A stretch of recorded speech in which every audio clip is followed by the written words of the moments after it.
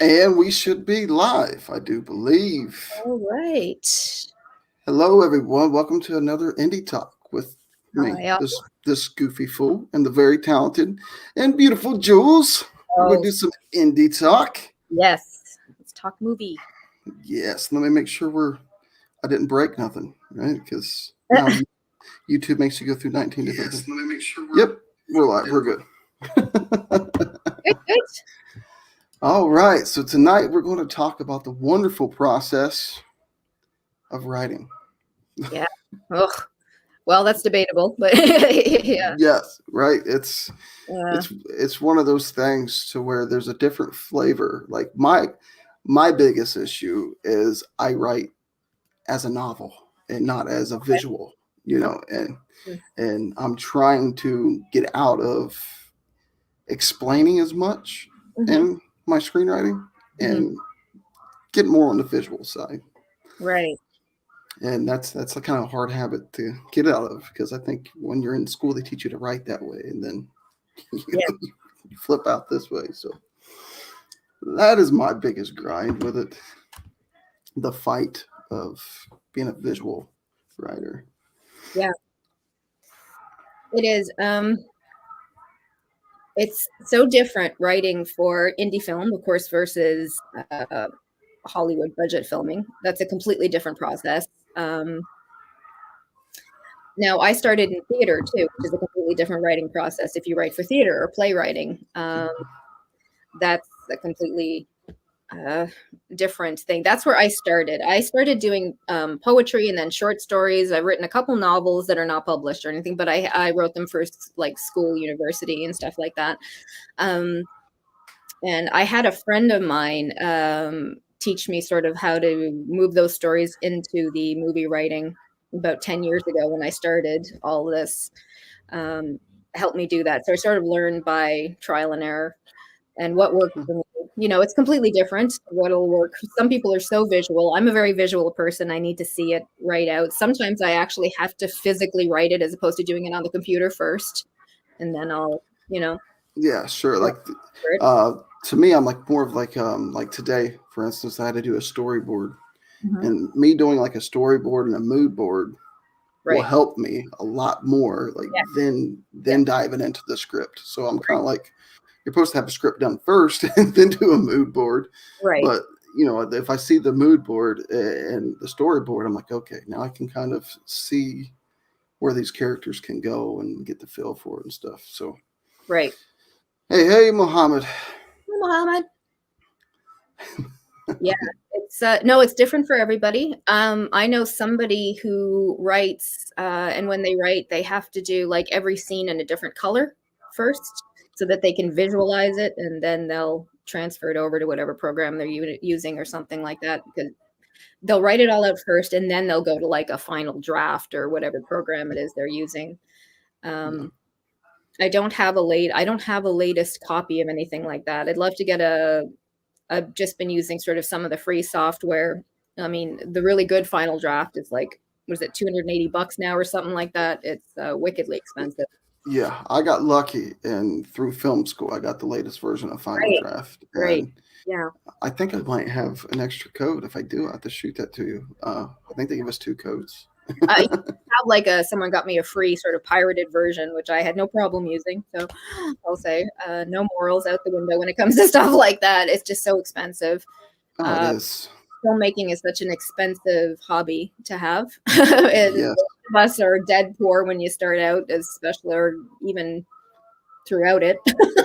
It's not a huge money making process, indie film. So No. I think it, but I think that's the beauty of it too. I mean, you appreciate that final project, or even like the little things, like just finally getting a scene together, or finally getting anything together. It's like this big accomplishment within the little parts. So, yeah, but yeah, it's definitely a rough one, and like right now, I got to get the new gimbal to be able to hold my black magic. yes, actually, yeah, a friend of ours, Charlie, just I think it was just got a new gimbal, trying to work around with that. Right now, there's not a whole lot of filming. Right now, there seems to be a lot of either writing or editing. That's what everybody I know is doing. Yes, I think it's everybody's like stock holding, just waiting for the cork to be popped so he can film again. Yeah, yeah. Yeah, because this COVID gets everything shut down, and that's our problem with kind of what we're doing is more weather based, and That's it. It's not just COVID, it's the middle of winter too, which makes it even harder. yes, Yeah. So you combo those two, and it's like, Nope, you're stuck indoors. And that's when you just got to get really creative, I think. yes, You know? yes, I agree. Hey, Lisa, sister from another mister. Yeah, it's a grind, but I don't know. I think you're locked up, so I mean, it's a perfect time to write and explore and to do things like that. And like we've been doing more of it, like the documentary pieces, but I'm still behind the scenes trying to write and develop that out as I'm a madman, I guess. So what documentaries are you working on right now? We got two that were it's paranormal based. Yeah. We got one. It's kind of, I say easy, but I thought it would be. We call it the Linden Project. It's this old house that my great grandmother used to live in, and she used to do like what the Native Americans would do, like calling up the spirits type ordeal and talking to the other side and doing these things. Well, it's the only house where in my family there's multiple generations that had paranormal experiences in this house. So we're kind of just like trying to document everybody's experiences and trying to build up to see if we can. I may have a contact of the people that live there now, so if we can get them on board to kind of just to go in, but it's kind of hard to show up with cameras and say, "Hey, is your house haunted?" Yeah. So, yeah. So that's one we're working on, and then actually, it was kind of odd. The weekend that we was going to start that project, I got a phone call about another project. This lady was having some paranormal experiences and was getting together to do the Linden thing. So we're like, well, we'll just take all of our equipment and jump over to this place and do an investigation and document that and do some interviews. And so that one kind of came out of nowhere. So we kind of shifted gears and started doing two at once. And now we're kind of just stuck. Yeah. Trying to figure out how to plug these things together. Yeah. Well, that's a whole different discussion, is the writing and the creative process now in COVID. Everything's changed during COVID, right? Sure. For sure. So I think, too, I've had a couple people approach me, the mental health aspect of trying to stay together during COVID, and definitely how writing or creating can help with that process.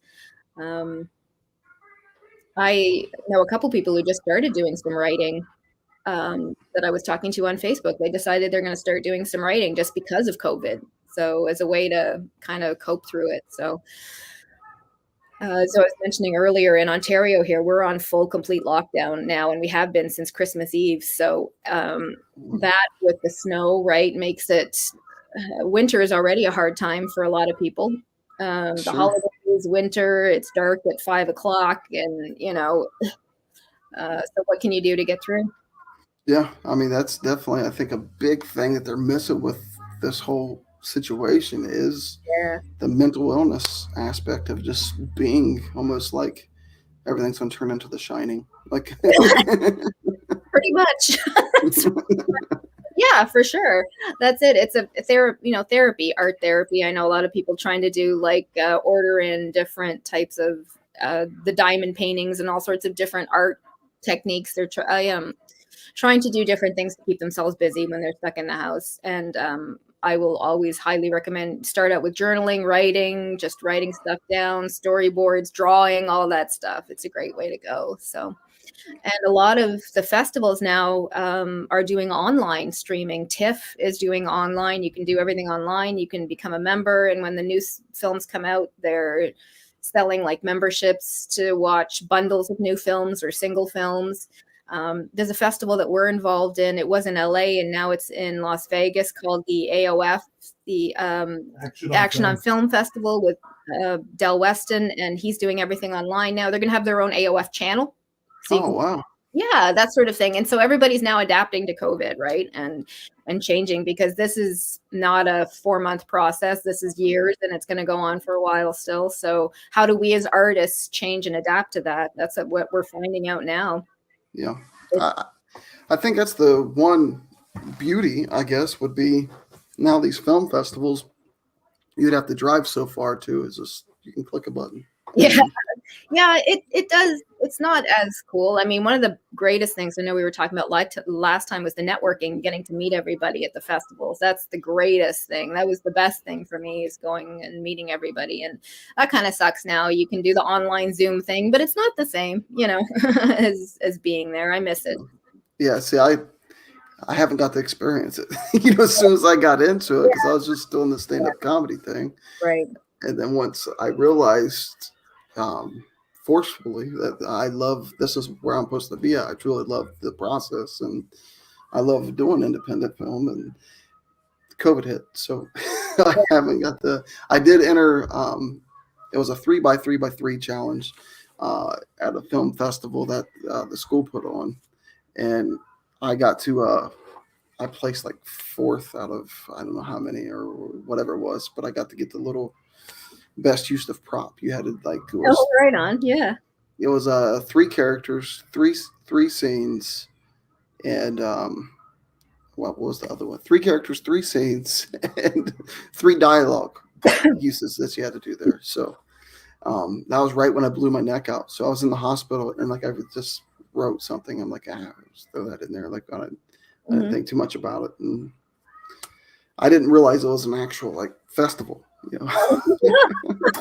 I just threw it in there, and I got a little award out of it. So That's great. Well, that's what you have to do now. And there's a lot of we have a friend who runs a filmmaking group, an Ottawa filmmakers group on Facebook. And instead of normally we'd be having a lot of festivals, or we'd be having lots of film challenges and stuff over the year. We've had our regular ones we can't do now. So he's doing an online one, and people will submit like a short film, and then the winner of that film challenge gets to pick the topic of the next film challenge. It has to be a certain amount of time, and it'll be around a certain subject. So it's actually really cool. People will put them up on Facebook or on their YouTube, and then people will vote for whoever they like. And that way still people are getting to make films, and everybody can participate. But it does suck not being around people. As a film person, I think a lot of us are introverts. A lot of artists that I have met are introverts by nature. But when you get around other artists, sort of a part of you that comes out that I really miss, that we don't get to have now. sure, yeah. That's kind of the way I am is like I'm really kind of like an introvert, but then it's kind of an odd dynamic. Like I got social anxiety, but as soon as like a camera's on or like I go on stage for stand up, it's like Yeah. That's my piece for some odd reason. As long as odd as it sounds, like if I walk into a store, I sometimes I can't handle it. But if Yes. you turn a camera on, or if I'm on a stage and I got a microphone, like that's like my Zen moment. Like I have no idea why my brain works that way, but it's and then it's a weird dynamic now because I'm loving being behind the camera more. Yeah. But with what me and my partner do, I'm in front of it. But we get to collab behind it, and then my goofy tail doing whatever it needs to be done in front of it. Yeah.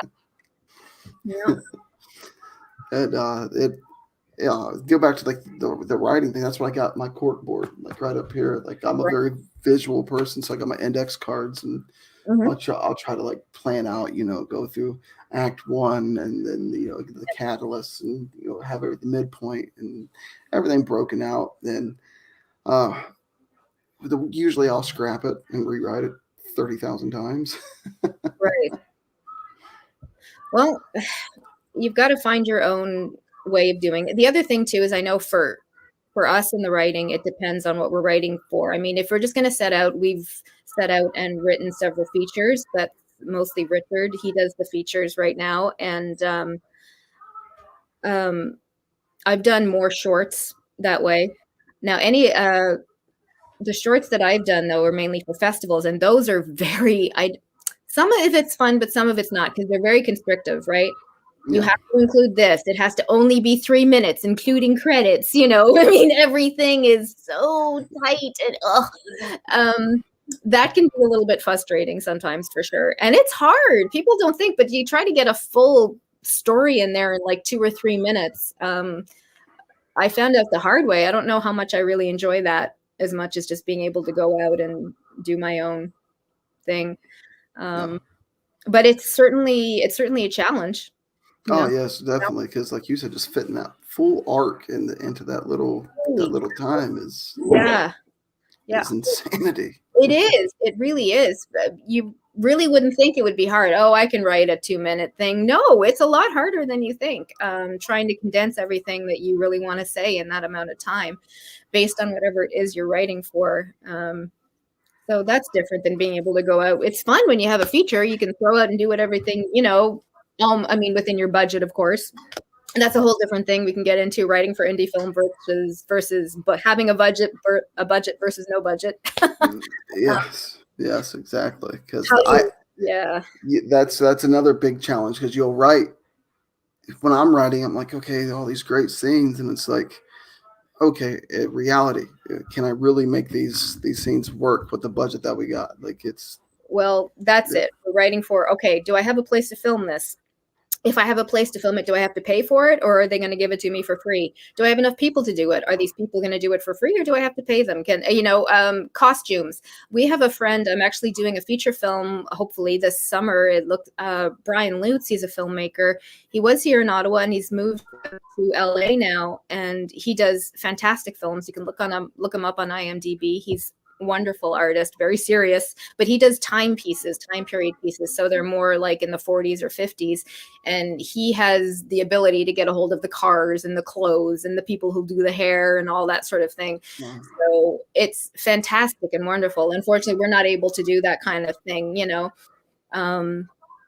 Having connections to people to do that are fantastic. We did a feature film, Soldier in the Barn, and we were able to get a hold of the World War reenactors only because we knew somebody who did it for fun, right? So we were able to write that in because we could get a hold of them. Normally, you'd never be able to do that. So writing can be really hard for indie film. I don't think people quite grasp that. You can't just, I have some people say, oh yeah, I'll write for whatever. Great, but then you'll never get it made, or you'll have to try to sell it, and that can be really, really difficult. Brutal. Yeah, if you're writing just to write, great, good, knock yourself out. If you're writing to actually finish the project and create it, that's a whole different story. Yes, that's where we're at with this Black Door thing. Like I got some of the costume and props, and it's still just it's one of the that is my like nag. Like I want to get that nailed so bad, but it's like with the COVID and with everything that's there and story development. Like I got my villain, I got the antagonist down. Like I know his mannerisms. If there was a camera in my house, people probably think I'm insane, but I'm just trying to get down this guy's mannerisms. And I want this like evil Southern, like Doc Holliday, smooth talking, like just, just why you want to love him, but you hate him. So, I'm getting that dynamic down, but then it's just like writing it. Is it going to be a short? Is it going to be an episodic piece? Is it going to be a full feature piece? Like that's still where I'm at with it. Cause the more I write, the more I want to put in.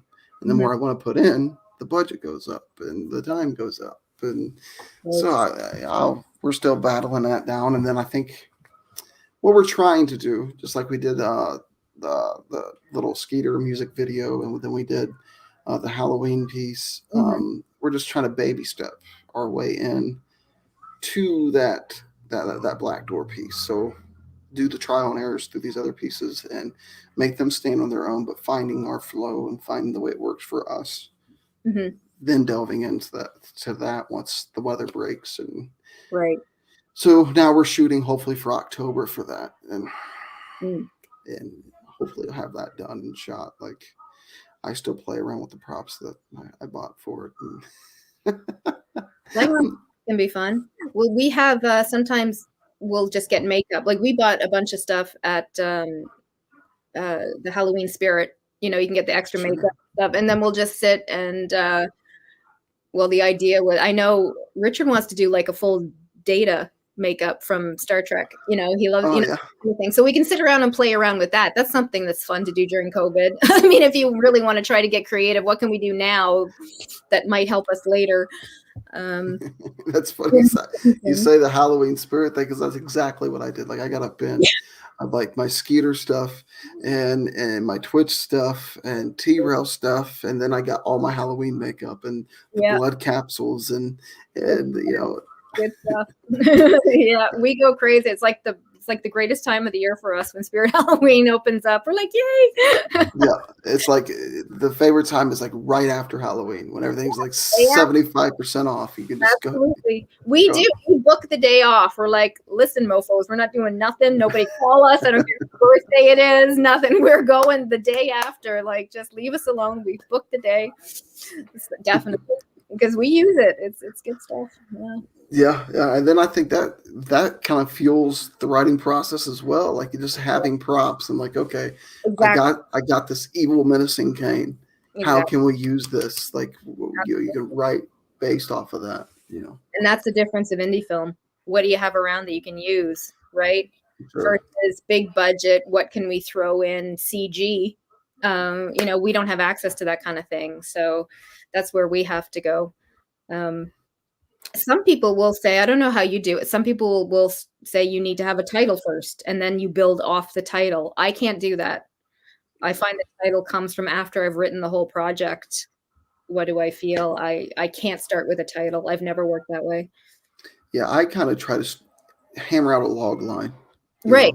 Yeah, something rough. Yeah, that's kind of where my elevator pitch, log line, there's different terms for it, but then off that log line, get my synopsis. And if I can get those two things down, then I got something there, then I can try to kind of move things around. And, I got a few that I think is kind of ready, but I'll bounce it off my partner and we'll bounce it back and forth and kind of go from there. And with, he had an operation, then my neck thing, and then this COVID thing, and then the weather thing. Like it kind of it's just hurdles you got to get through. And like you said, being independent, you don't got like this money just to throw at these walls that's in your way. You got to climb them, So.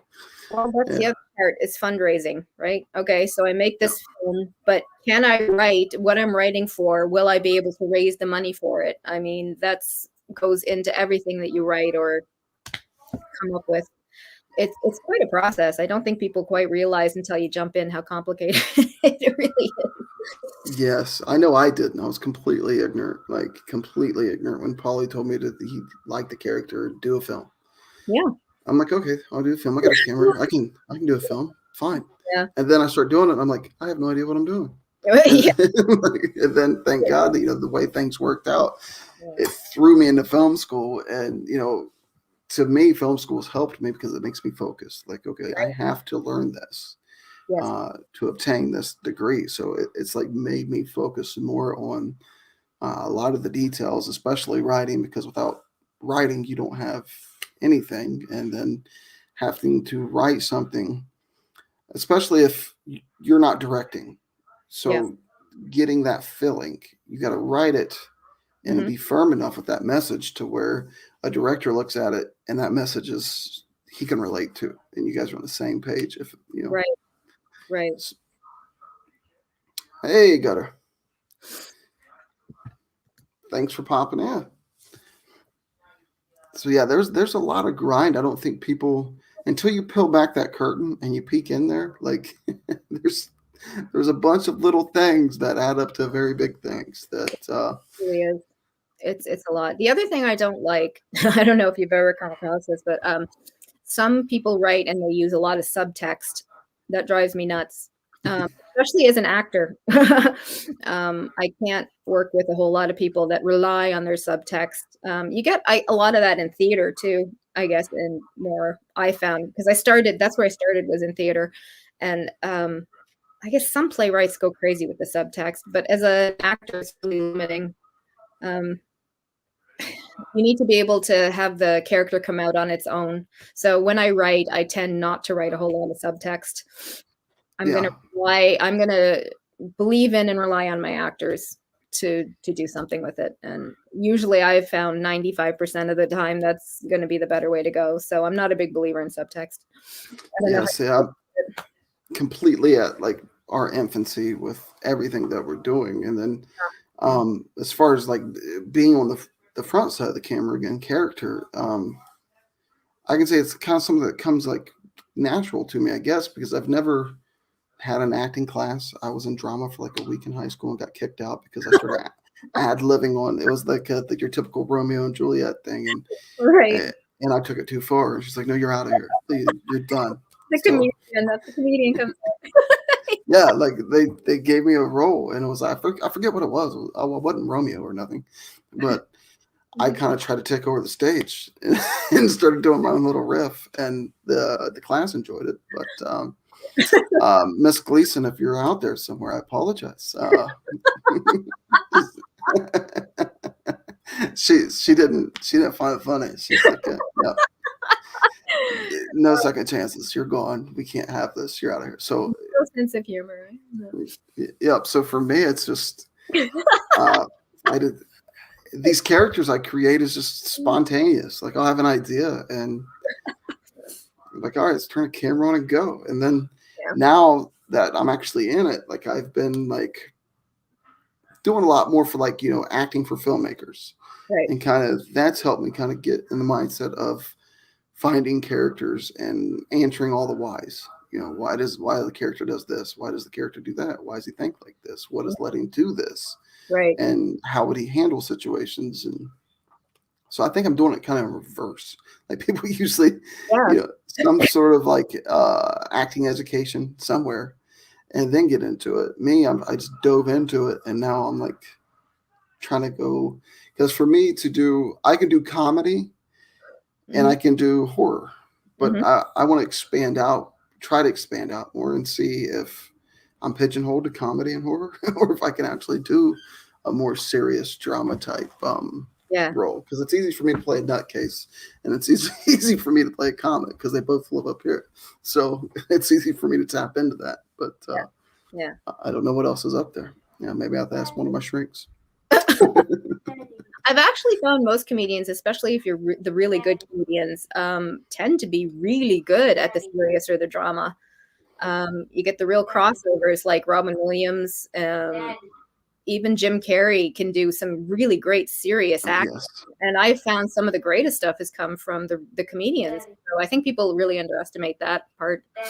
Well, I think for comedians, it's like I haven't met a comedian yet that doesn't have a mental illness. Right. Like, I just don't think it don't happen. I think you got to be a certain form of crazy, because for us, selfishly, making other people laugh makes you feel better. Absolutely. Yeah. So it's like a selfish relief at the same time. Like that's why I find to me, it's a touchy subject when people say, well, I'm a comic. It's like, no, you're not. Like it's not until you went through this grind of this, the open mics and the 5 minutes and 10 minutes and 45. That is the grind and the beauty of that artistry that, looking back on it, I'm glad I don't got to I don't got to do it no more. But that was the beauty, and embracing the bomb and getting to learn that art really does help a lot. And you made two great points there with Robin Williams and Jim Carrey. Like those guys are was it 23? Was that the movie with Jim Carrey with the numbers where he was obsessed with it? Yes. I saw that ages ago. Yes, that's right. That was one. And the other one he did with where he was in prison. Oh yeah. Fantastic. I can't, the name is escaping me now. I'm going to look it up because it's going to drive me nuts. I know which one you're talking about. I definitely. Yes, he did. He's done some wonderful work. Was it I Love You? What I Love You, Man? Was it? I love Philip Morris. I love you, Philip Morris. It was the name there. Hang on. Yes. I don't know if anybody in the chat knows it. The two people that are here, bless your hearts. All right. It was, I have it again. I have it on DVD somewhere. No, he's done some fantastic work, and I think that's something that comedians are often overlooked with. Um, Many of them. Series of Unfortunate Events. He was great in that too.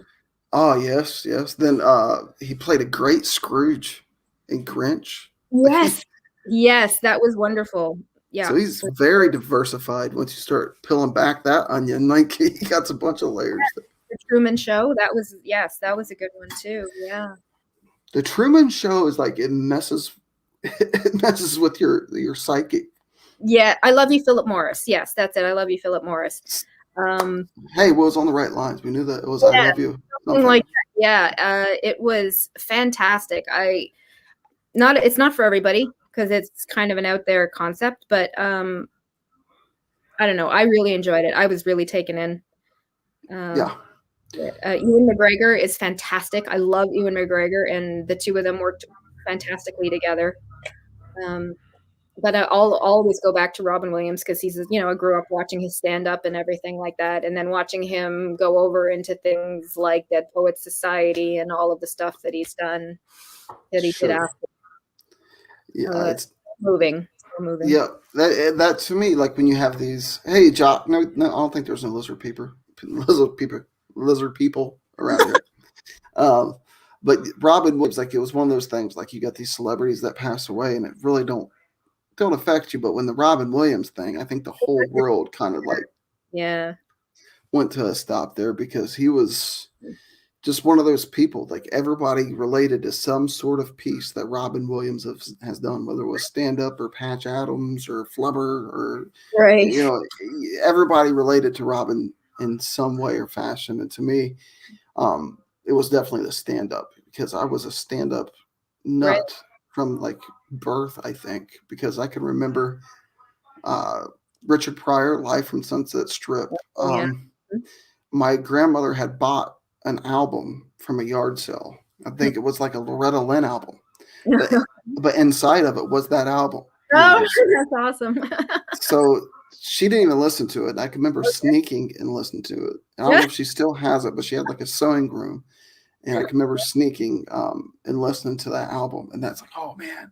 And Yeah. then Eddie Murphy did Raw, and then Delirious, and you know, Yeah. Some classic stuff. Yeah. and then you have Robin Williams. That was just so spontaneous. This guy could just explode. A He Night at was, the Met. It was one of the first, things. I watched that several times.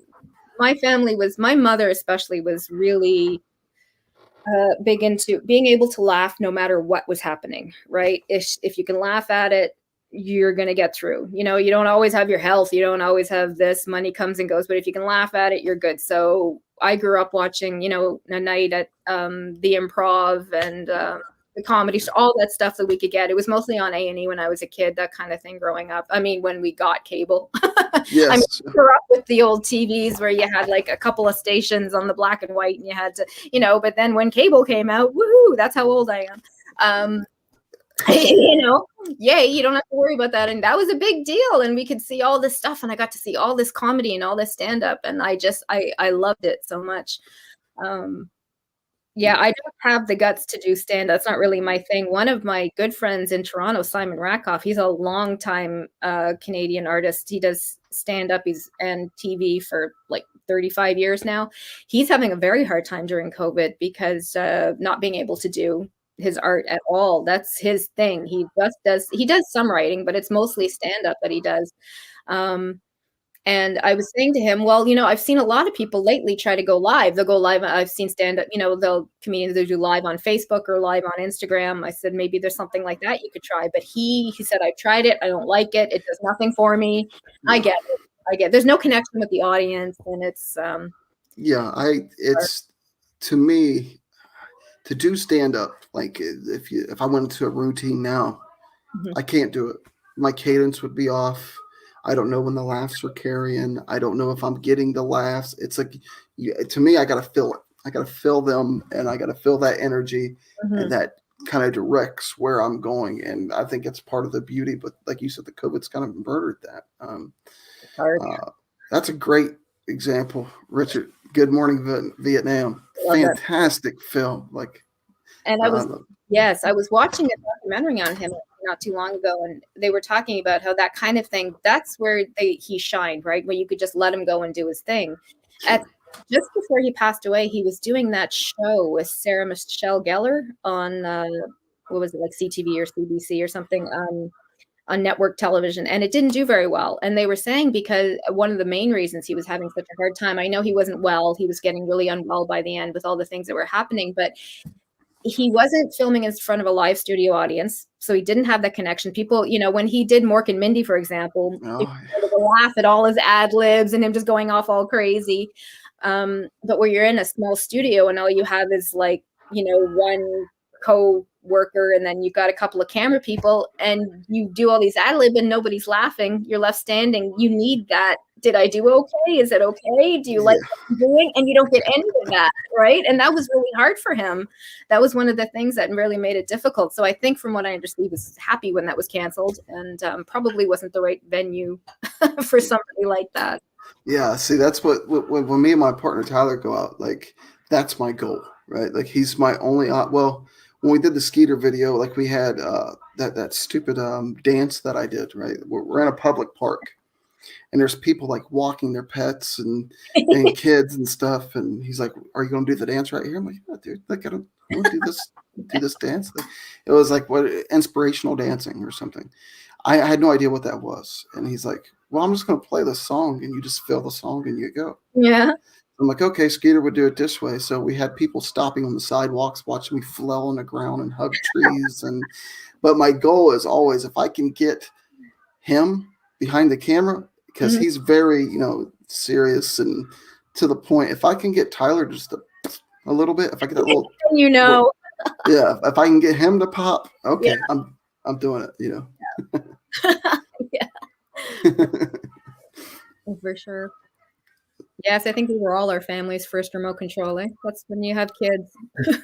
Yeah, I remember like you thought, because my family would come from poverty, so like we didn't really have cable at all until I can remember, the little bitty box remotes, and like you had just 1 through 10, but the TV was like one of those big monstrous TVs that took 15 men to move, right. and like use that as a dresser and a TV. Right. Like so, I'd be up there like turning the knobs and everything. So yeah, I remember those days, and then the HBO days, like trying to watch the late night stuff through the squiggly lines, like I can remember being that dirty little kid, like in there trying to watch, like, is that a nipple? Like, for us in Ontario, anybody who knows Canadian television, it was Blue Nuit was a big thing. That was like the kind of light. I can't believe I'm talking about this. This is like light core adult movies. And when you were a kid, people would stay up really late and go to this like Quebec channel. It was called Blue Nuit, and they'd have like these adult movies on, and that was a big thing. That's my childhood over there. Yeah, you just sneak down to watch Blue Nuit and everything. So that was our HBO here in Ontario. See, look at that, Richard. I'm already corrupting your wife, and we've only been live for 38 minutes. But no, that was definitely our HBO, because I remember like, okay, mom's in bed, squiggly line time. Like, yeah, you'd see like through the squiggly line, you'd catch a little bit. Yeah, what was it? Yeah, for sure. And now my, kid, it's here we are going to technology, my age, but my son can access anything he wants on his phone now, completely different. So yeah, even the TikTok thing, I'll hear something like my daughter will be watching TikToks, and I'll hear something. I'm like, what are you, like the F-bombs and stuff, and she's just over there dancing. I'm like, nope, you can't be back off of that, kiddo. Like you can't be doing that. But it's like everywhere. It's like no longer do you got to hide your magazines underneath the pillow. It's just it's in your phone. It's going what you had to go through just to get the magazines in the first place. My brother would tell me about that. It's like a whole like cuckoo calls and hiding in tunnels and all sorts of things just to get it, a complete system set up. Yeah. I remember when my son first accessed, this was the conversation we had. he would say, "Hey mom, look what I can get on the computer." He would just type in naked ladies and it came. And so I had a very full conversation with him about, very serious. I'm like, that's fine, but this is, and that's how it all broke out. The conversation broke out. But of course, very different from when I was. You can't access, we didn't even have any of that. So he's definitely more advanced than I was at his age, for sure. Yeah, it's the technology era. Like, these kids have to be more advanced, I think, than any generation, probably, I would imagine. But that's an interesting dynamic I just thought of right now. Like, we're talking about writing, then we went to HBO, and now we're talking about Pornomax. But how we got there. It's funny. Jacques put out Doubtfire, and I love Mrs. Doubtfire. I thought that was a great. That's another role where he was allowed to do whatever he wanted to do, and that's why he shined. Right? He was able to ad lib and do. Oh, yes, that was the beauty of that man. It's like, if you just gave him a character and said, "Go." Yep, exactly. That's all you had to do. Just, here's this character, go. I don't care what you do, just be that character, go. And that's kind of what Tyler does to me. Like, when okay, you're this character, you're doing this thing. Yeah. Go. So, like, the Skeeter thing is so, which is odd because my Twitch character is originally what I was going to start YouTube with, was my psychotic schizophrenic character, conspiracy theorist, Twitch guy, got schizophrenia, like he's got all these things. And then I did a Skeeter thing and it worked a little bit on stage. So I'm like, I'll try the redneck thing. The redneck thing's kind of played out, but I'll do it with this Sasquatch thing. And then that's turned into like its whole thing. Like Tyler and I go out to do a piece, and it's like, well, why don't we just do a Skeeter piece? Like, it's right here. It's like our lazy bone. we could do a Skeeter piece. So he found that song and he said, well, we're just going to do a music video. And I listened to the song maybe a handful of times, got out there and he played it, and then I just went into this this redneck love song to Sasquatch. I don't know how it worked. That's another part. I guess that's another part of the writing process, right? It's just ad libbing. That's a whole another aspect to the writing process. I don't know. Some people aren't really good at that. That's not their thing. And some people, that's what they need to be able to do. Yeah. Definitely with Tyler and I, it's more of an on a location thing. Once we get on a location, like the Halloween bit that we put out, like, kind of took a totally different curve once he started editing it and put that music to it. Kind of changed the vibe of, we was going to do straight comedy, and then it's like, wait a minute, there's like more here that we could show of Michael losing the one thing that makes him Michael, and that's Laurie Strode. What if COVID takes her out? What would this shape thing do? So I went to the sheriff's station in Ohio, and I said, hey, look, we want to film at the graveyard at night. Is that okay? And I didn't get arrested for the first time being inside the sheriff's office. And then they're like, you want to do what? I'm like, yeah, we're going to film in the graveyard. It's a Michael Myers piece. I just want to make sure it's okay because it's going to be after dark and there's going to be lights set up and it's going to be a thing. Mm-hmm. And he's like, well, as long as you guys ain't breaking headstones or doing anything destructive, just call the dispatcher and let her know when you start filming, and then call her when you're done. Mm-hmm. So, like, the kid in both of us is like, dude, we get to be in a graveyard after night. Like, this is this is awesome. So we got to make the Laurie Strode grave, and it's nighttime, and then it started raining on us, and we wasn't prepared for that. It wasn't forecast. It just started raining on us, but it added to that bit and helped me do the shape thing with the pulling of the mask, and it kind of gloved together at the end. So definitely being on location can change a lot of things. Boy, does it ever. I mean, there's days you have to get the thing done, and the rain's coming at 4:00 or around there, so you've got to make sure everything's done by then. Holy cow, the clouds are rolling in. We've had that happen more than once. Weather killed our big battle scene for Soldiers. Yes, we had a huge battle scene planned, and I know we got some of it done, but that's indie filming, right? We don't get to have a set where everything's controlled, and you got to kind of go outside, and then you got to play around with the lighting. You can't fix the lighting up in the sky. So how do you deal with that? And all that fun stuff. Yeah, that's the trouble that we're running into now is we've realized we need a third person. Yeah. There's only so much him and I can do. And so now it's like, okay, who do we know?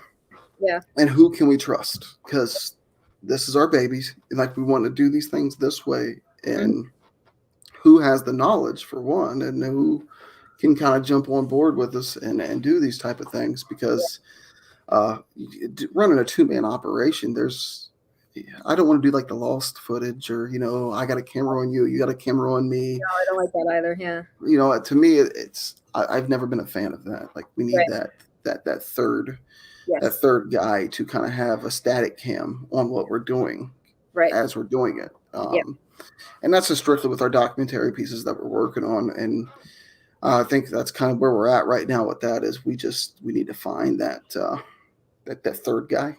Yeah. It's so hard. I mean, we can set up a static cam, but it's not the same as, okay, now you got a static cam in this shot, but then we start doing these other things. We need that third guy to be following us and doing that. So it's just a part of the growth process, I guess, and the grind of becoming something. It is. Having an extra cam, we were lucky to start to have that when we found our editor, Sylvain. He does everything. He's amazing. We were able to have the extra cam, finding a sound guy, finding a lighting, someone just to hold bless the people who do sound. I can't do it because they stand there with the boom pole for hours and hours, and I don't have the arm strength for that. So bless their hearts. People don't know. I just kiss their feet. I'm like, thank you so much for being here. I don't know what I would do without. And that can be really hard to find, So yes, yeah. When I first got my boom pole and my pencil mic, I'm like, okay, I want to just see, what it's like. So I stood here just holding it out, and like at the 10-minute mark, I'm like, whoa, like it's just a grind. Yep. And I know some people will fool around. They'll try to get a stand to do it, like a mic stand or something, and you can do your own makeshift. It's not the same with sound. You need to be able to move it around a lot. Lighting is a little bit. Lighting, you need to have the static sort of stands. You can like your C stands and things. Yeah, but not with sound. You need a little more mobility, and it's hard to find. Even in Ottawa, with all of the filmmaking, I found it really hard. We found it hard to find people who even know how to work just even the most basic machinery for sound. Like we just have a little kind of packs on this. Yeah, that's kind of what I use is the Zoom Pro. Yeah, right, exactly. And it's hard enough to even find people who can do that kind of thing. So you do it by learning, right? With indie film, you got to learn how to do everything. So like everybody, you got to kind of throw yourself in and just teach yourself how to do it. Yeah. And we're learning, like I said, we're at the very infancy of this thing, and we got these ideas and we got these things going, but then it's the unseen things, right, that hit you the hardest. It's like, oh, we never thought about that. Well, now we got to think about that. And, and the sound is huge. The lighting, you got to have the motivational light and feed off that, and make sure you got a nice little back cast light to pop that character out a little bit. And, you got to learn how to do all these little things that you just don't think of when you're not in it until you see why, And that's the writing process comes in.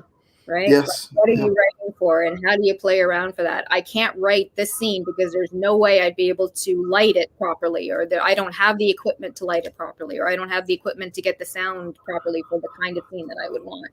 So that changes everything when you're writing for indie film. Yeah, and then this character's lighted in a certain way. If you got your villainous light, you got your heroic lights, and that's something that like I didn't even realize until like the Save the Cat books. Your protagonists, if you look at like almost every film, they almost got that shadow light in their eye, where like they're the good guy because you can literally see the light in their eye. Right. And I'm like, that ain't true. And I started watching all these films. I'm like, yeah, Blake Snyder kind of hit that on the head. That's pretty true. Like it's just those little those little subconscious tricks that people can pick up on in film and make it more relatable. And it all starts with that pen and paper and writing those characters out and developing that. And it's such a brutally fun. For me, it's a madness I enjoy because I can create it and destroy it and recreate it. So it's fun. Well, that's what other people, I guess that's part of the subtext, but writing the characters, some people will go so much in depth. I know more people who write like novels and stories who do the full character development before they'll actually write it. Not as much for film. I haven't found that. Some people will do it, but a full history for their characters. But as an actor, that's something I will do. Continuing the writing process, right? Okay, so I will sit down and discuss with the director and the rest of the cast, this is what we're doing for this scene. And then I will create my entire own backstory for the character if it's not there or if it's not given to me, right? Sure. So I want to be able to create this character's childhood or who, what food they like to eat or everything I can come up with so that it'll help me with that. So that's my own part of the writing process, even as an actor that I'm given, you want to get I want to do the best job I can, no matter what it is. I take it very seriously. Even if I'm not, I'm not getting paid for it. If I'm doing a friend's film or whatever, I'm going to take it very seriously. This is work for me. This is a job. I enjoy it. But I want my character to be thorough. Absolutely. Yeah. And it's good to kind of, for me, like to tap in to make it relatable, like relate like that anger or that laughter to life experiences I've had and bring that into that character a little bit. Like the villain in the Black Door that I'm trying to do, just bringing the darkness side of all that, of the comedy, because comedy is like the yin and yang, right? You get the horror and the laughter, but there's a thin line there that you can create. So yeah, that's what I find enjoyable is just creating these characters and like delving deep within inside of me and try to show that, and hopefully it gets a good reception, because I've never did no formal acting, nothing other than I don't know. Is pro wrestling and stand up is kind of like a performance art. It is, absolutely. And I've learned so much from professional wrestling. Being a heel, a bad guy. I've learned a lot from doing that. It's easy to get people to hate you. So it's fun to play the bad guy, though. People don't it's a lot of fun to play the bad guy. Oh yeah, I never wanted to be the hero. Like I don't. It just I want to be the heel. I want to be the bad guy. It's easy. Just go out there and I had an old lady like one time like literally threatened to stab me, and she was getting all amped up. Like she was like in her 70s, and it was just over something I said on the mic earlier in the show, and I completely forgot about it. I was walking out and she was still just like grilling me, because I used to do these like I wasn't a part of no big nothing, but there was like 15, 20 people in the crowd, and this little old lady hated me like with a passion. Like so we're walking out and she's cussing me, threatening to stab me. And I'm like, what is this? I'm trying to stay in character, is this. But the inside of me, I'm laughing like that. This little old lady really wants to take my life, and like she has to know, like, this ain't real, ma'am. Like I did that on purpose to make you hate me, and it was just the beauty of it. Like that's what I miss about the professional wrestling thing is being able to be that bad guy, and I think that rolls over into independent film because I can write it that way. I can write myself in as this bad guy. People at home want to be that old lady that wants to kill me. Yeah. No, it's fun because usually I get cast as sort of the neighbor or the mom or the best friend. I get cast like that a lot, but once in a while I get to play the bad guy or, maybe someone kind of crazy. And that's so much fun. I enjoy doing that so much more, quite honestly. You get to really go outside and do something different. That's one of my favorite pieces I've watched of you is I'm going to butcher the name. I can't remember the name, but when you was in the courtroom. Redwoods Will? What is it? Redwoods Will? Yes, there you go. Where it's like, oh yeah. Then you get out there and it's like, wow. I don't want to ruin it for nobody. The link is in the description. You guys got to check that out because at the end it's like, wow, Jules can be evil. Like, yeah, I'm really not. I remember seeing an interview with Christoph Waltz, and I love his, like, anything he's in, just take my money. I'll go watch him. I think he's fantastic. And I remember hearing an interview he did after the Oscars, and he was saying how much fun it was to play the bad guy. And I didn't really know at that point until I had started to play more bad guys, but it really, really is. Do all this stuff you can't do in real life, and it's awesome.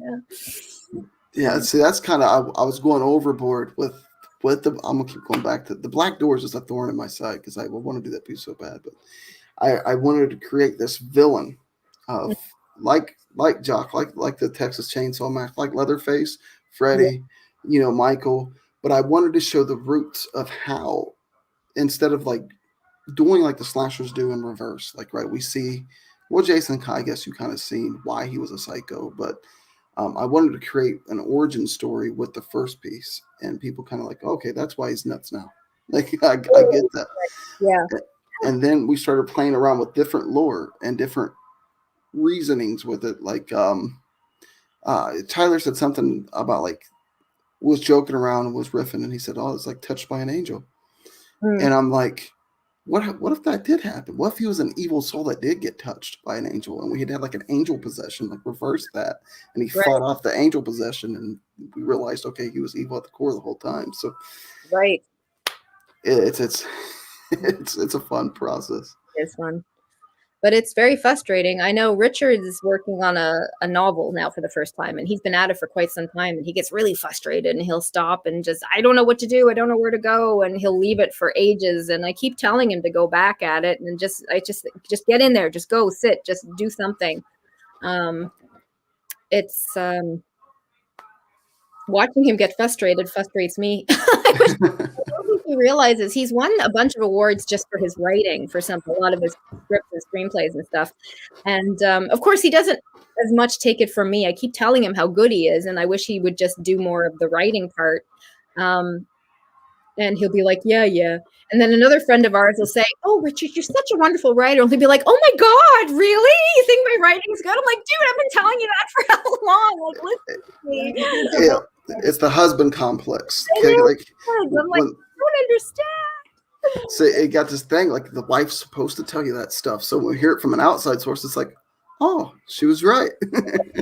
Yes. Well, I was telling him that when we started hanging out together, and it's never changed.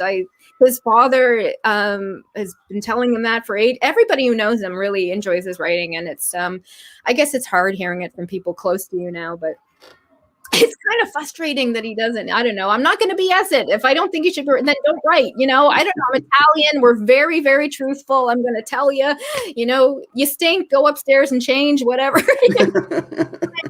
I'm going to tell him if it sucks, it sucks. If it's good, it's good. He's very good at it. I wish he would do more. So, yeah.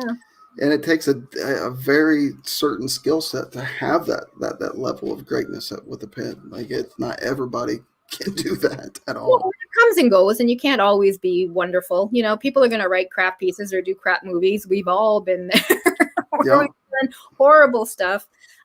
We did a movie for a friend of ours, Graham, one of our really good friends, and I found out years later it was actually kind of a play on another friend of ours here who does movies in Ottawa, and he'll get paid to make a movie in like a couple of weeks or something like that.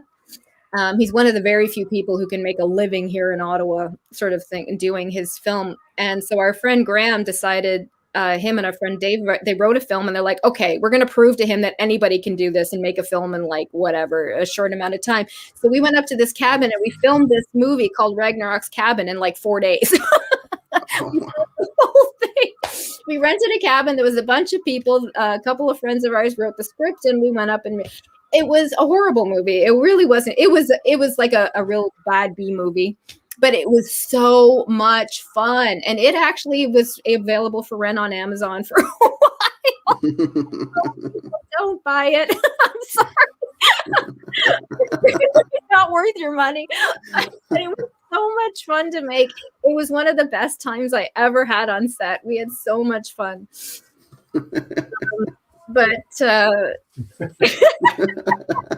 Apologizing for the rental fee. And I said, bless your heart. I remember telling Uber that I went on her stream, and because she does a lot of characters and she writes a lot of her own stuff. And we were doing a movie stream, and I said, yeah, it's on Amazon. I said, don't rent it. It's not worth the $8. We were talking about it, but we did. We had so much fun doing it. Yeah. Oh. It's not the same concept, because I remember a bunch of times us comics in the green room, like trying to bomb, like go up there and just purposely just try to bomb, and it like would have competitions, and it's like, and then after we're done, we're like, dude, all these people paid to get in here, and we had a competition who could suck the most. Like that was kind of, but it was like a game. We'd have this game of doing that sometimes, and that would be the funnest times. It's like, dude, everybody hated you up there. Like, yeah, they hated me more. Yeah. No, we've all been there. We've all done the crap stuff, and it makes you appreciate the good stuff even more, I guess. Yeah. The only thing that I kick myself in the butt is I've hardly recorded a lot of my stand-up stuff. I never recorded. It was like by myself typically. Like we didn't have like a cameraman, so the ones that I did post was just, most of them was just open mics that I would prop my phone up on like the candle or something on the table. Okay. And just hit record and walk up on stage, do my stuff, and hope to God I got myself in frame and walk back out and hit stop. But there's then there was a lot of comedy clubs make you turn your cell phones off. Yes, right. So you had to battle that as well. Hey, Lone Star. So especially a lot of like when I opened up for John Witherspoon and did those things, it was kind of like no cell phones. You can't, because they're working on a bigger bit, to do these specials and things, and they don't want the material leaked. So you're not allowed to set up and record or do anything like that, because they think you're going to leak their material out. So there's a lot of that too. But I think that helps protect art in a way. Like, sure. Because if I'm working on a bit and I foolishly did that, I look at my prostate exam bit that I put on at the very beginning of it. It's so cringy when I go back and listen to it, because it's developed so much more. And the only piece that's up on YouTube is the very first time I did it. And it's like, oh, man, like I wish I never recorded that thing. Like my finger's been like hovering over the delete button on that video so many times. Like, but it sits there. It is what it is. And it was fun. No, it is. There's times as artists we do that. We look back. It's just like life, right? Like, what the hell was I thinking dating that person? It's the same with their art. You go back and you think, what the hell was I thinking making this piece? Like, this is part of the growth process, I guess. Yeah. Me and Tyler and I, like, we had the SP&A thing, Skeeter's Paranormal Adventures, where he was going to mess everything up. Okay. And the premise was great, but we didn't care about sound. We didn't care about lighting. So you go back and look at this. It's like the jokes are there, but nobody's going to get it because it's so unattractive. Like, they're not going to sit here and watch this crap. Stand By Me was a great one. That could be kind of cool, Jack. I mean, it was a Stephen King story, so yeah. And I love Stephen King, but I don't know what happens to his books when it goes to film. It's just. Yeah. Now, how do you feel about? Have you seen the It remake? Like, have you seen it? What do you think about it? What? Yeah. Thank you. All right. The second one was just what the hell for me. Like, yeah. To me, CGI has ruined a lot of things when it comes to horror. Like, yes, because you're missing that. Instead of like seeing the monster, it's like stare at this green dot and pretend you're afraid. Yeah. And that's why I'm such a Kane Hodder fan. I'm not really like a Friday the 13th nut, but Kane Hodder, like, he brought so much life to that character, Jason. Like, before Kane Hodder, Jason was just like a mannequin that stood there and he would come after you.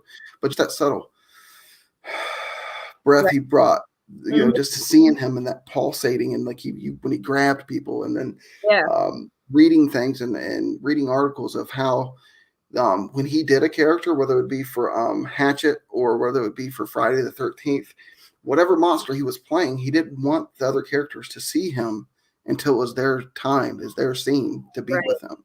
So there's a funny story with him, a backstory of it was Friday the 13th film. I believe it was part 7. He was in full makeup. He was Jason Voorhees. And he was just walking around the woods. Like that was part of his actor part. He would just go off by himself in the woods, and people said you'd hear him out there screaming and he was getting into the Jason, right? So he's out walking, and he sees a guy walking down the path. Not a part of it. He don't know who this guy is, and he just stands there and he's doing that breathing. And the guy's like, "Oh, okay, you're obviously a part of the film, right?" And he's staring at Jason Voorhees like standoffish. And he said he didn't. He just stood there, just breathing and breathing. And this dude's like, it's starting to get weird. Then he lunged at him. The dude took off running. He said never seen him again. Well, the next day, the director's like, the county sheriff was supposed to show up yesterday, but I still ain't seen him. So it was actually the sheriff. He's scared out of the woods, the whole plot. But it's just like that to me, like being able to do, especially a silent character like Michael and Jason, the body movements are everything. That tells. Yeah. Like Michael Myers, those sharp, almost military type turns and motions, and that's kind of what I liked about the new version in 2018. They made him so hell bent, like he was merciless, like he was so sinister. He didn't care who was in his path. Right. He's going straight through them. So to me, I've always been attracted more to like those silent slashers, like because the body movement's got to tell the story. You can't speak. You just got to show your aggression through that. And I don't know. I'm bringing out the inner geek in me, I guess. No, it's a much harder job to do, for sure. I'm glad I did a lot of theater, because it's a lot of the theater training that's helped me with anything being able. I've taken some of the classes over the time for film or TV. It's a very different kind of acting, and I've actually always found a lot of the really great actors like Anthony Hopkins or Meryl Streep, or those are ones that have a background in theater, and you can tell really comes out in their ability to create the character. And someone like Meryl Streep, she could be like a street fighter and everybody would believe her. It doesn't matter what she does, like Shark was Meryl Streep. Like, it doesn't matter. She could do anything. And I think that just comes from her background. So I think I think what's underrated, like you got the theater, but also these soap opera actresses and actors, they got to do almost like the theater presentation for a camera, and they pull it off. Right. Cannibal Holocaust. No, I can't say I've seen that one. Nope. I don't think it. Cannibal Holocaust. It sounds family friendly. Yeah, it sounds Hitlerish. Like, I don't know. Round kids, let me tell you a story. Yeah, no. I have to say, it's funny. I was thinking earlier how different. I have a very different tolerance after becoming a parent for my creative process, what I will and won't do, everything. Really, like when I was a kid, I love horror. I'm a big horror fan. Always been a big horror fan. But even the kinds of horror things that I'll watch now or tolerate after becoming a parent changes completely. It does.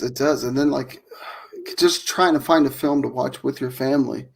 And to me, like I can see like these intimate scenes having a place. If it has a place in the film and it's put there and it's driving the story forward, okay, have it. But then like you see like these pointless like sex scenes and things like that. It's like that was just lazy writing. Like, we don't know what to do here. Like, okay, just take your shirt off. It's a cash exactly. It's a cash grab. Yeah.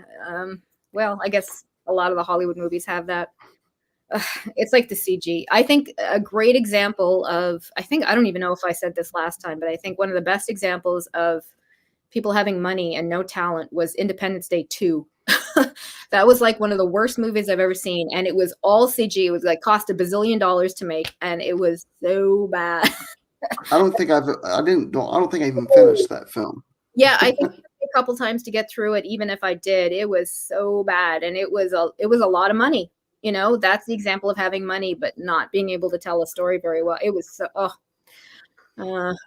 That's what drives me nuts so much about like the Transformers and all those movies. There's no story. There's just a bunch of explosions and CGI, and then you get people used to that. I'm sorry, my friend Stephanie's in the chat. I love you. Hey, She's a filmmaker. She's a fellow filmmaker. If you go to her channel too, there's short films on her channel as well.